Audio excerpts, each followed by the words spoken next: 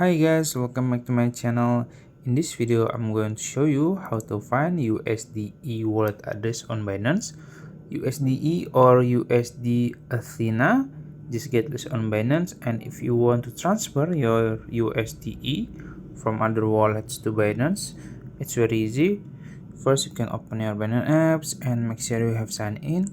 After that, you can go to your asset in the bottom right corner here, and then you will find add funds here. You can click it, and then you can choose on chain deposit, and then you can search USDe. This one you can click it, and then you can choose the network. I will choose BNB Smart Chain, and then this is your USDe wallet address on Binance. You can copy it or scan it and then transfer your USDe token to Binance, and make sure the network is same. So that's it. If you found this video helpful, please like this video and subscribe to my channel. Thank you.